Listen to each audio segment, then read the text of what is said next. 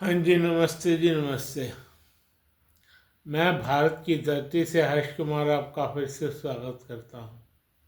मैं भारत की धरती से हर्ष कुमार आपका फिर से स्वागत करता हूँ और अपने उन सैनिक भाइयों को सलाम पेश करता हूँ जो हमारी रक्षा में दिन रात एक किए हुए हैं भाई।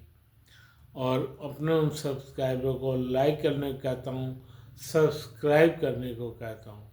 मेरे दोस्तों, जो मेरे को वो ज़रूर सब्सक्राइब करके जाइएगा। तो आज का जो मेरी मंत्रणा है या मेरा व्लॉग है, वो हिमाचल के सीएम पे है भाई। हिमाचल के सीएम पे, हाँ जी, उसको सुक्खी कहते हैं ना। शॉर्ट वर्ड मुझे मालूम है, हिमाचल के सीएम का नाम सुक्खी है। पूरा नाम तो मैं नहीं जानता, लेकिन सुखी के नाम से जरूर जानता हूँ भाई। और आज उनको मेरा मुखातिब होने का उनके सामने एक कारण है भाई। हिमाचल में बहुत भौगोलिक स्थितियाँ बहुत बदल रही हैं, बहुत बदल रही हैं।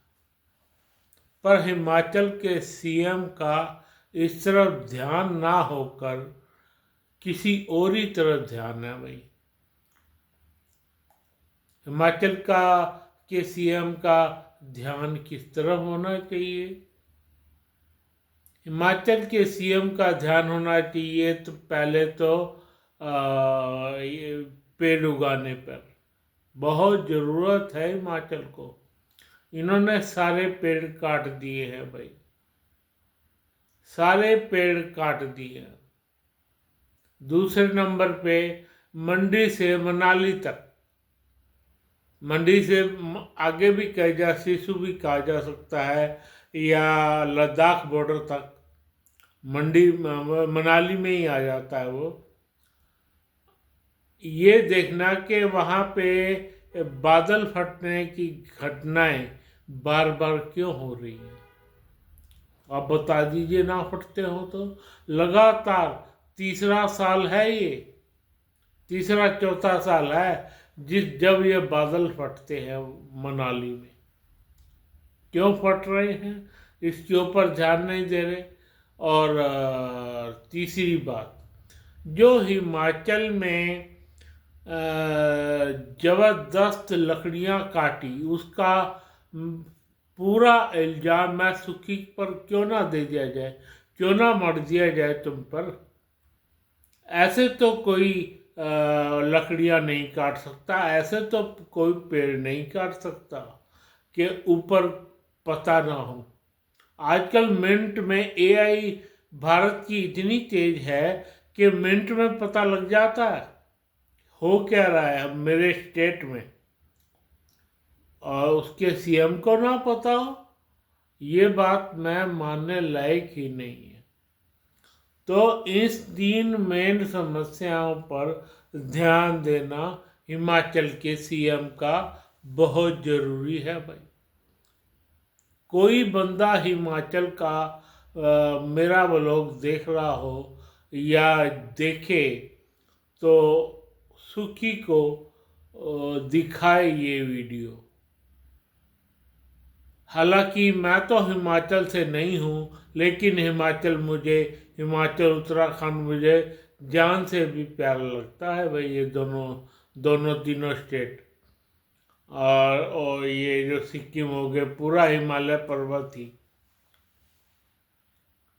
तो मेरा मानना ये है कि हिमाचल को इस तरफ ध्यान देना चाहिए, और सुखी को भी।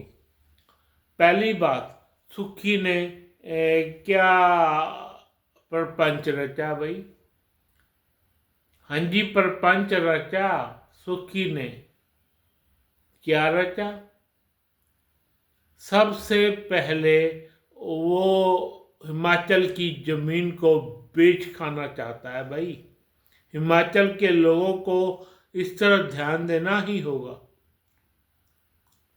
हाँ जी, बेच खाना चाहता है हिमाचल की सीएम, हिमाचल की जमीन को।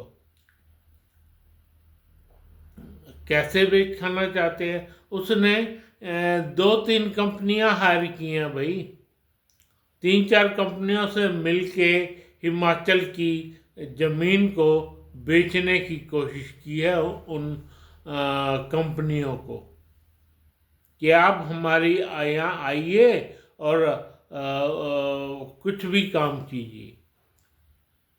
भाई कैसे बेच सकते हो तुम अपनी ज़मीन, जबकि हिमाचल में तो शुरू से ही उनके जो पहले सीएम थे हिमाचल के, उनका नाम तो मुझे नहीं मालूम, पर पहले जो सीएम थे हिमाचल के, उन्होंने इस पे बैन लगा दिया था। बेवकूफ़ थोड़े थे, पागल थोड़ी थे। पर तुम तो कमाल कर रहे हो, किसी सीएम की इतनी ताकत नहीं कि हिमाचल की जमीन को बेच दे भाई। पर तुम क्यों बेच रहे हो? तुम एक वजह से बेच रहे हो, मुझे मालूम है, पैसा आएगा। पैसा तुम्हें सारा पैसा मिलेगा, 20% कमीशन खाओगे तुम, 10% ऊपर दोगे, 10% अपने पास रख लोगे। ये जग जाहिर बात है भाई। मैं जानता हूं कांग्रेसी कितने गंदे होते हैं इस मामले में। सुखी, ये जो तुम प्रपंच रच रहे हो ना, ये कोई अच्छी बात नहीं। तुम्हें ध्यान देना चाहिए, मंडी से मनाली तक बादल क्यों फट रहे हैं, इस बात का मालूम होगा तुम्हें, मालूम तो होगा जरूर, क्योंकि तुम तो पहाड़ों में रहते हो भाई। अब मैं तो पहाड़ का आदमी नहीं हूं, मैं पहाड़ का आदमी नहीं हूं, फिर भी मुझे मालूम है क्यों वहां बादल फट रहे हैं। उनके बादल फटने का क्या रीजन है? बादल फटने का क्या रीजन है उनका, आज तुम बता दो मिस्टर सुखी। तुम्हें इस तरफ ध्यान देना चाहिए कि मनाली से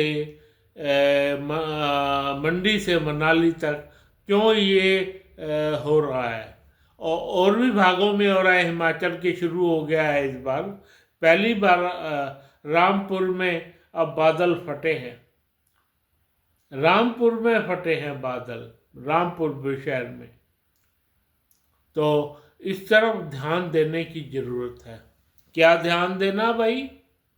इस तरफ ध्यान देना मतलब ये देवदार और चिनार के वृक्ष लगाना है बड़े बड़े, जो तुमने बेच खाए। हाँ जी, जो तुमने बेच खाए हिमाचल के सीएम होते हुए। अब पूरा हिमाचली वैसे तो इनके बेच खाया है, पुराने सीएम ने भी जो भी सीएम आए हैं, उन्होंने थोड़ी बहुत लकड़ें जरूर बेची है, देवदार और चिनार की। तो जाके इतनी थोड़ी मोड़ी हिमाचल की जमीन खुद उगा लेती है भाई, खुद उगा लेती है पेड़ पौधे। पर देवदार और चिनार तो उगाना ही पड़ता है भाई, बिल्कुल उगाना पड़ता है। आप देख लो, देवदार और चिनार के वृक्ष हिमाचल में उगाए जाएं, साथ में कुछ दूसरे फल फ्रूट भी उगाए, जैसे सेब है, क्या कहते हैं, अमरूद है, कीनू है, और संतरा है, और भी खाने पीने के और पेड़ उगाए जाए। लेकिन देवदार चिनार के वृक्ष जरूर लगाए जाने चाहिए भाई। अब आपका बस चले तो आप मनाली में जो जंगल है ना, उसको भी कटवा दो। मनाली में जो जंगल है उसको आज तक हाथ नहीं लगाया, कोई सीएम हाथ नहीं लगा पाया भाई। आप बताओ कोई सीएम हाथ लगाया हो तो, कोई किसी और सीएम ने हाथ लगाया हो इनको, तुम वो हाथ ही नहीं लगा सकते, क्योंकि लोग वहां घूमने जाते हैं, लोग वहां के घूमने जाते हैं वहां पे। ओल्ड मनाली के ऊपर हिडिंबा देवी टेम्पल के पास दुनिया भर के देवदार के वृक्ष है भाई, तुम ये कर नहीं पाए। और क्या कहते हैं, जो मनाली में कहाँ पे रोहतांग दर्रे पे जो पेड़ लगे हुए थे उनका क्या हुआ भाई, क्या हुआ उनका? मिस्टर सुखी, आप बहुत गलत काम कर रहे हैं। ये आप ये पेड़ लगा ही नहीं रहे, तुमने पेड़ काट दिए मनाली के सारे। तुम इस तरफ ध्यान नहीं दे पा रहे भाई, या जानबूझ के देना नहीं चाहते हो, बिल्कुल ध्यान नहीं देना चाहते हो अपने प्रदेश की तरफ। और कैसे वो लकड़े कट के आ गई थी, लगातार लकड़ों को काट दिया गया भाई, कितने पेड़ों को काट दिया। जो वो तो जब पता लगा जब रावी में बाढ़ आई, ब्यास में बाढ़ आ गई, सतलुज में बाढ़ आ गई, वो सारे के सारे जंगल के पेड़ उसमें गिर गए पानी में, तब पता लगा, तब पता लगा हमारे को। मेरे ख्याल में तुम्हें ये पेड़ दोबारा लगाने चाहिए, और हमारे को 10 साल का टाइम चाहिए होगा भैया। तो आप इस तरफ ध्यान दीजिए सुखी जी, कि आप कैसे यहाँ पर पेड़ दोबारा लगाएंगे और कैसे इस एरिया को दुरुस्त करेंगे। ये एरिया सारा पेड़ों के जरिए ही दुरुस्त हो सकता है। जी हाँ, पेड़ों के जरिए। देवदार और चिनार के पेड़ लगाना इस सारे एरिया के लिए वरदान है। जब यहाँ पर पेड़ से इस एरिया में कोई बादल नहीं फटता था, खुद मेरे जैसे लाखों आदमी जाते थे भाई, क्या कहते हैं ये, मानसून में वहाँ पे घूमने, वहाँ की खूबसूरती देखने भाई। अब जाते हुए डर लगता है। डर क्यों लगता है? पता नहीं कहाँ बाढ़ आ जाए। धीरे धीरे बरसात होती रहती थी, धीरे धीरे धीरे धीरे धीरे धीरे बरसात होती ही रहती थी, पर तुम लोगों ने सारा सत्यानाश कर दिया अपने प्रदेश का। तुम लोगों ने अपने प्रदेश के बारे में कुछ नहीं सोचा भाई, सिर्फ पैसा। 10% तुम कमा जाओगे और 10% ऊपर दे दोगे। यही यही सीखा है ना तुमने सुखी जी। मैं तो डायरेक्ट कहूंगा, इसमें तुम्हारा ही कसूर है, तुम्हारे जैसे सीएम का कसूर है। तो क्योंकि ऊपर वाले खराब आते तो नीचे वाले अपने आप खराब हो जाते हैं भाई। हाँ, ऊपर वाले खराब होते हैं ना, जितने भी ये सीएम वगैरह होते हैं, या ये जो होते हैं गृह मंत्री, ये खराब होते हैं, ये वित्त मंत्री, ये पैसा कमाना चाहते हैं, उल्टे सीधे धंधे करना चाहते हैं, इसलिए तो खराब हुआ है हमारा हिमाचल। और दूसरा भाई, तुमने वो जो मेरे को ऊपर ऊपर खबर, ऊपर क्या, पक्के तौर पे एक खबर पता चली है कि तुम लोग हिमाचल को बेचने की फिराक में हो भाई। ये बहुत भारी पड़ेगा हिमाचल को, के लोगों को सोचना चाहिए इस बारे में। भाई ये लोग क्या कर रहे हैं? हिमाचल को हिमाचल का आदमी ही जिया सकता है भाई, कोई बाहर वाला नहीं जिया सकता। और इतनी बाढ़ें वहाँ पे शुरू हो चुकी हैं कि भाई रह रब का नाम, इतनी बाढ़ें आती हैं। पूरी व्यास नदी, पूरी रावी नदी, पूरी सतलुज नदी बहती है, बाढ़ आ जाती है मानसून में। कभी हमने सुना भी नहीं था कि बाढ़ आ गई इन नदियों में। और ये बेचने चले हैं हिमाचल को। क्यों बेचने जा रहे हो तुम? क्या लाभ होगा तुम्हारा हिमाचल के बंद को बेच के ये वहाँ पर फैक्ट्री लगाने के लिए? भाई क्यों बुला रहे हो तुम दूसरे फैक्ट्री वालों को? मिस्टर सुखी, आप बहुत गलत काम कर रहे हैं, बहुत गलत काम कर रहे हैं। तो ये आप सोचिए कि किस कदर हिमाचल बर्बाद हो गया है भाई। हिमाचल में कुछ भी नहीं रहा, बस सड़कें बना दो और पेड़ों को तो खा जाओ तुम। पूरा मंडी से मनाली तक, मंडी में मनाली से सैंज आ गया, क्या कहते हैं, जिंजैहली आ गया, और एक दो तीन चार स्थान आ गए भाई। सारी जगह बहुत बुरा हाल किया है तुम लोगों ने। अपने इस दशा को सुधारो, वरना मेरे कहने से तो क्या ही करोगे तुम। हाँ जी, मेरे कहने से तो क्या करोगे? अगर हिमाचल का बंदा खड़ा हो जाए, सारे के सारे हिमाचल के लोग मेरे इस व्लॉग को देखते हुए, तो तुम कुछ नहीं कर पाओगे। हिमाचल के लोगों को खड़ा होना पड़ेगा। और भी जरिया हैं, और भी जरिया हैं। हिमाचल में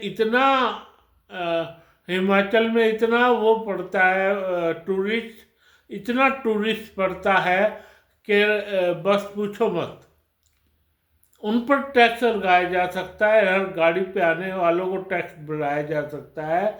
तो हिमाचल की ग्रोथ कितनी हो जाएगी इस बारे में तुम सोच भी नहीं सकते। और देवदार और चिनार के जगह जगह वृक्ष लगाओ, जगह जगह वृक्ष लगाओ देवदार और चिनार के। तो हिमाचल कहाँ पहुंच जाएगा भाई। जमीन में बेचने, फैक्ट्रियों को बेचने की जरूरत नहीं है। जाओ, निकलो यहाँ से भैया। अब तुम्हें पता लगेगा हिमाचल कितना भौगोलिक दृष्टि से रिच प्रदेश है। तो वहाँ के लोगों को खड़ा होना ही होगा। वहाँ के लोग खड़ा होकर सीएम के दरवाजे तक जाएं, पूरा हिमाचल उनको दिखाए। भैया यहाँ के लोग फैक्ट्रियों के या जिनको तुमने ज़मीनें बेची हैं उन सब के खिलाफ हैं, उन सबको निकाल बाहर कर दिया जाए। हिमाचल के लोग इस सब चीज़ में मेरा साथ दे, मेरा क्या अपना साथ दे। मैं तो फिर भी हिमाचल से बाहर का हूँ, मैं तो हिमाचल से बाहर का हूँ, पर अपना लोग साथ दे, साथ दे। आप लोग एक दूसरे का साथ दीजिए और खड़े हो जाइए, सारी जगह प्रोटेस्ट कीजिए।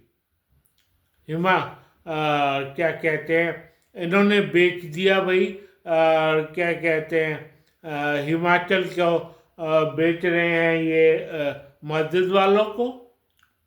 हाँ, कोई मस्जिद बनाने की बात ही नहीं थी, अब मस्जिद बनने सामने आ रही है भाई। ये तो भला हो लोगों का, जिसकी लोग खड़े हो गए तो ये बच गए। तुम ऐसे ही अपने देवदारों चिनार के वृक्षों पे खड़े हो जाओ। देवदार और चिनार के वृक्षों पे खड़े हो जाओ तो हिमाचल बचेगा, वरना ये लोग बेच देंगे तुम्हारा प्रदेश, निकाल भी नहीं पाओगे। अपना प्रदेश बचाओ और अपने देवदार और चिनार के वृक्ष लगाने पे ध्यान दो भाई। अगर प्रदेशों को बचाना है तो पेड़ लगाने पे ध्यान दो, पेड़ लगाने पे ध्यान दो, वरना इसने तो बेड़ा ही गर्क कर दिया भाई। सुखी जी आप भी ध्यान दे लो जरा, अपने लोगों से कहो पेड़ उगाए। एक बंदा 30 पेड़ और 10 सालों में उगाए, एक एक बंदा 3-3 पेड़ जरूर उगाए, तो जाके हिमाचल बच सकता है, वरना ये हिमाचल को खत्म कर देंगे। मेरा व्लॉग आता रहेगा जब तक तुम लोग जाग नहीं जाते, जब तक तुम लोग जाग नहीं जाते। तो मैं अपनी उस सेना को सलाम पेश करता हूँ जो लोग हमें बचाने के लिए तत्पर है भाई। और अपने सब्सक्राइबर से कहता हूँ मुझे लाइक कीजिए, सब्सक्राइब कीजिए। धन्यवाद धन्यवाद धन्यवाद। और हाँ, ये वो लोग हिमाचल के लोगों तक जरूर पहुँचाएं। धन्यवाद धन्यवाद धन्यवाद।